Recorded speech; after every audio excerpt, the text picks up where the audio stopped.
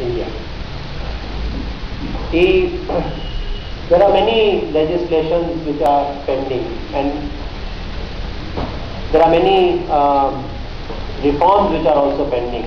Now, what is it that the industry really is seriously concerned about? And I have kind of prioritized one single point. I know it's a very kind of much discussed and debated subject already, but the goods and services tax is something which requires consensus at the state level, and it is going to have one of the most dramatic impacts on Indian industry, because I don't think it is realized that goods and services tax ultimately leads to, first of all, a reduction in the multiplicity of taxes, because it brings and subsumes the state taxes under one single umbrella. Second, a goods and services tax is a value-added tax which has to be paid by every person who adds value to the chain. So if I take the example, let's say, of a textile mill where you buy cotton and then you convert it to yarn, and yarn to fabric, fabric to a dyed fabric, and then into a garment, then at every stage, if you don't pay the tax at the first stage, then you are liable to meet the obligations of the entire chain. So it is self-policing and it is self-regulatory, and I don't think that it is well understood. Somehow the feeling is that it is a refund, but it is actually not refund. It is adding the tax at every stage by recognizing that some portion of the tax has already been paid at the previous stage.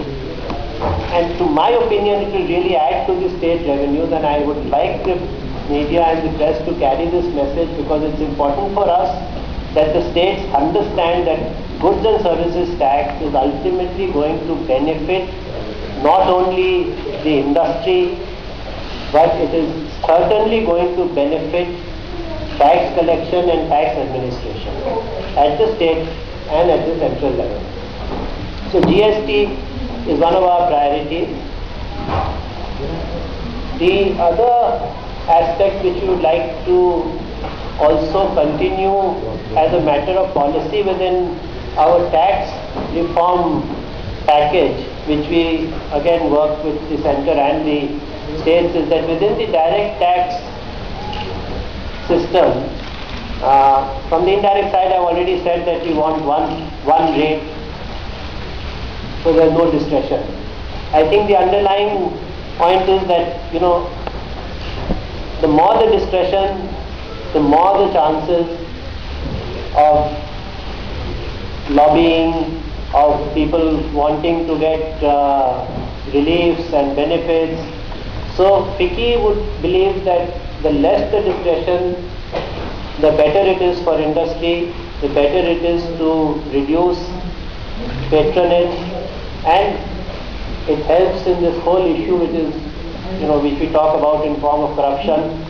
So we believe that there should be less discretion in tax, both in the application of tax rates as well as in the administration of taxes. So when I talk about administration, this is something which really nobody has really addressed seriously within any of the chambers, is that we talk about the application of rates. We say that it should be 30% or 25%, but when it comes to administration, if we reduce discretion at the lower level and make tax administration more transparent, with reasonable, let us say with reasonable penalties, and